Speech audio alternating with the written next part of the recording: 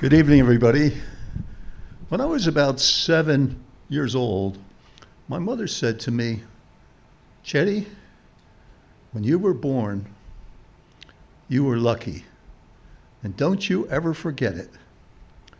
Some 50 years later, my father, in the autumn of his life, began to tell me his story.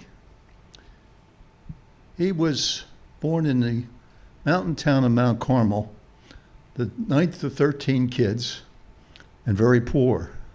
But he told me that he always knew he had enough to eat, because when he'd asked his father if he could have seconds, his father said always that he had plenty. And because they were so poor, it was just prior to the Depression when nobody could find work. Dad had to quit school when he was 15, and they were well into the Depression, and no one could find work. Dad looked and he looked for a couple of years, and finally he did some wildcat mining, some strip mining with a friend. And one day, his friend on the other side of the cave began blasting. And all of a sudden, the entire cave where Dad was standing crumbled, and he was left standing on a pedestal.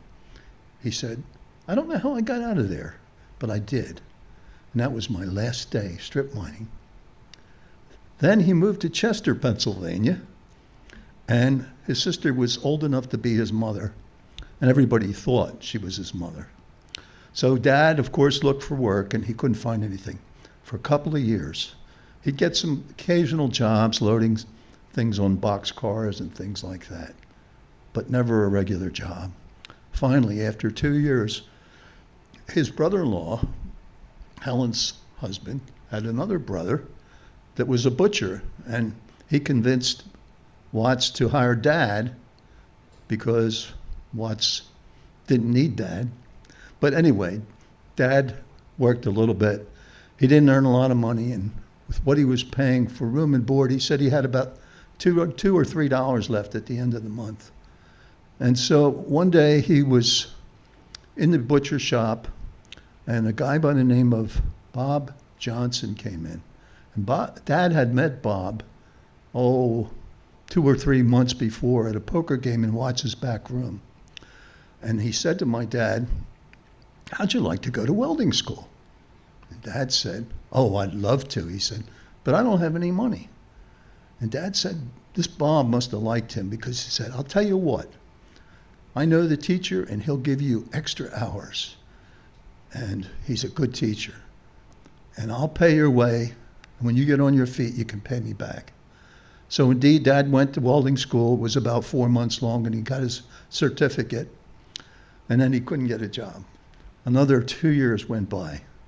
And finally, he was talking to a neighbor one day in front of Helen's house. And along walked a guy who stopped in front of his neighbor, and he said, Louie, how you doing? And Louie said, I just quit my job at a son's ship. I'm a first-class welder. They pay me a third-class wages. So Dad looked at him, and he said, geez. He said, you know, I'm a welder. Can you get me a job? And Louie looked at his neighbor, and his neighbor went like this. And Louie said, okay, you meet me at 4:30 tomorrow morning. I take you to Staten Island. I get you a job. And I get you a job, I pay you your car fare home. True to his word, they went to New York. They got an apartment, actually an old flea-bitten rental place. And that evening, before they went in the next day, Louis said, you tell the foreman, you're first-class welder, you make it a third-class wages. That's why you come. So Dad did exactly that the next day. And he was hired because apparently the foreman knew Louis and he trusted him. So the second break that Dad got was that evening when he went back to this rental place. He got a telegram that said, you report, Chester, on the John Paul Jones rather than the promised ship that you were supposed to go on, and you'll start the second shift, 3 to 11. So Dad did just that. And when he went aboard ship, he was so nervous, he didn't even remember how to strike an arc. And these ship fitters recognized him that he was a real greenhorn. but they were kind to him, and they showed him how to do this simple job of tacking. He wasn't going to do regular welding. So to make a long story short, the bell is ringing. Dad then got a job doing the ships for England, and then the war came.